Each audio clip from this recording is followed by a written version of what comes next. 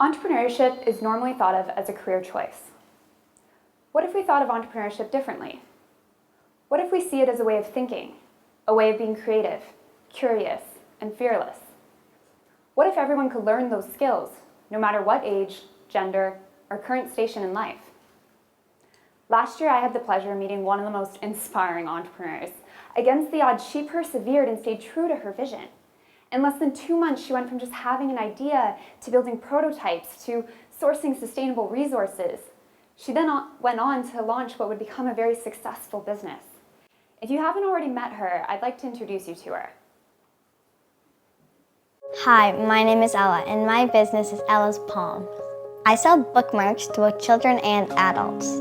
My bookmarks are unique because they are handmade, they're nice to look at, and they're made from all natural sheep wool, which means they're sustainable. I started my business because I wanted to make a positive impact in another child's life. I want my business to inspire and encourage others like me to make a positive change in our world. When I started my business, I made a list of values. Values are the beliefs you hold deeply to determine your everyday actions. My business values are to have fun, to always learn, to lead by example, to build good relationships with others, and to make a positive change. Whenever I'm unsure of what to do, I look at my values to help guide me on what I should do. I strongly recommend you do the same. So how many of you thought I was talking about a 10-year-old kid? Over the last few years, I've had the privilege of introducing thousands of students to entrepreneurial thinking. A colleague and I ran several projects with classrooms from kindergarten to grade 12. We found that young children, just like Ella, naturally embody the entrepreneurial mindset. The younger the class, the greater the chance of success. Because these young children are fearless. They're naturally creative and endlessly curious. Have you ever tried to explain something to a child only to get the response, why? Over and over and over again? It's that same curiosity that leads entrepreneurs to innovate and solve real problems. In our first experiment, we gave 18 elementary school classrooms each $100. We told them, this is your seed funding. Use it to start your first business. We gave them one direction. Turn your $100 into $500, however you can. If all 18 classrooms did this and they raised $9,000, we would donate it all to charity. After 2 months, we came back and we found that the students used our funds to buy supplies and materials. They built birdhouses and sold them at a local market. They made jewelry and sold it to other students. They wrote plays and charged their parents to come and watch. These young, creative, fearless thinkers managed to turn our original $1,800 into $18,000, enough to build 2 schools for kids just like them in developing countries. By scaling what we learned from our original experiment, we started repeating the same project in classrooms all across North America. The most interesting thing I discovered is that there's a gap between elementary and senior level students. You see, young students are full of ideas. So many, in fact, it can be difficult to narrow down and choose one. However, high school students seem to struggle to even come up with an idea. We found that their underlying creativity was still present, but that their fear was at an all-time high. Standards appeared more rigid, results were more important, and this need to check all the right boxes became the main focus for both the educator and the student. It's almost as if they were being taught to stay inside the box. Let me give you an example. A few months ago, I was Skyping with a grade 10 class. The students told me about a t-shirt making business and how they set a goal of $167. I asked, why did you set such a particular goal for yourselves? They responded, well, we did the financials and we know it's achievable. Fair enough. I asked, well, if you know that, have you thought about setting a higher goal? The students responded, sure, but why would we if we know we'll achieve this? The teacher then stepped in and said, it's realistic. They won't fail. But what if we didn't limit ourselves to realistic goals? Take the Wright brothers. They set out to create the world's first plane before people even considered flight a possibility.